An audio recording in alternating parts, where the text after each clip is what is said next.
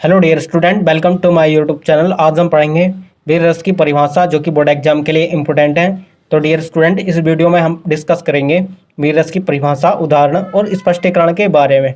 तो इस वीडियो को बिना स्किप किए एकदम लास्ट तक देखते रहना। सबसे पहले हम पढ़ेंगे इसकी परिभाषा, और किसी भी रस की परिभाषा उसके स्थायी भाव से कर सकते हैं, जैसे कि हमने इसमें की है उत्साह नामक स्थायी भाव। ठीक है, उत्साह क्या है? वीर रस का स्थायी भाव है। उत्साह नामक स्थायी भाव विभाव, अनुभाव और संचारी भाव के सहयोग से वीर रस की उत्पत्ति होती है। ठीक है, किसके सहयोग से? विभाव, अनुभाव और संचारी भाव के सहयोग से वीर रस की उत्पत्ति होती है। ठीक है, ये वीर रस की परिभाषा है। अब हम पढ़ेंगे इसके उदाहरण को।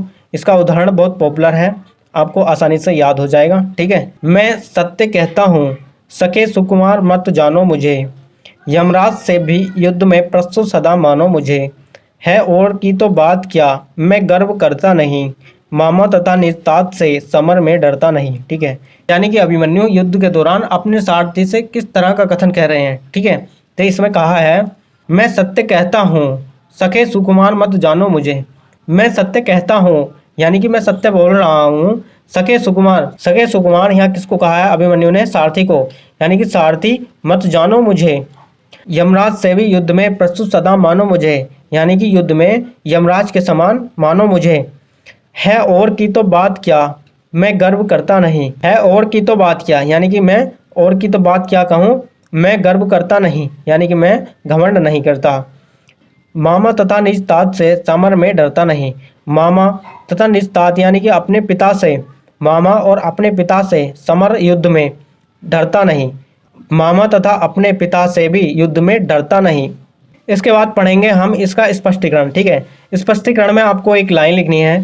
प्रस्तुत उदाहरण में अभिमन्यु का अपने सारथी के प्रति कथन है। प्रस्तुत उदाहरण में अभिमन्यु का अपने सारथी के प्रति कथन है। ठीक है, और फर्स्ट पॉइंट लिखना है स्थायी भाव, जैसा कि हमने इसकी परिभाषा में भी बताया था कि वीर रस का स्थायी भाव क्या है? उत्साह है। ठीक है, तो इसका स्थायी भाव क्या है? उत्साह है। और सेकंड पॉइंट लिखना विभाव। ठीक है, और विभाव में भी आपको 3 खंड लिखने हैं, आलम्बन, उद्दीपन और आश्रय। ठीक है, आलम्बन क्या है? यानी कि अभिमन्यु को किसके प्रति उत्साह है? कौरव सेना के प्रति। ठीक है, तो आलम्बन क्या है यहाँ? कौरव सेना। उसके बाद लिखना उद्दीपन। ठीक है, उद्दीपन में लिखना है चक्रव्यूह की रचना, यानी कि अभिमन्यु ने चक्रव्यूह की रचना की थी, तो उद्दीपन में आपको क्या लिखना है? चक्रव्यूह की रचना। ठीक है, तो आगे लिखना आश्रय। ठीक है, इस उदाहरण में किसका वर्णन किया गया? अभिमन्यु का। ठीक है, आपको आश्रय में क्या लिखना है? अभिमन्यु। ठीक है, और थर्ड पॉइंट लिखना अनुभाव। अनुभाव यहाँ क्या है? अभिमन्यु के कथन। और फोर्थ पॉइंट लिखना है संचारी भाव। ठीक है, संचारी भाव में आपको लिखना है गर्व, हर्ष, उत्सुकता आदि। ठीक है, इस प्रकार से वीर रस की परिभाषा, उदाहरण और स्पष्टीकरण कंप्लीट होता है। वीडियो कैसी लगी कमेंट्स करके जरूर बताना। वीडियो अच्छी लगी हो तो लाइक कर देना और चैनल को सब्सक्राइब करके बेल आइकन प्रेस कर देना, ताकि नेक्स्ट वीडियो की नोटिफिकेशन सबसे पहले मिल सके। तो चलिए मिलते हैं नेक्स्ट वीडियो में नेक्स्ट टॉपिक के साथ। तब तक के लिए जय हिंद, वंदे मातरम।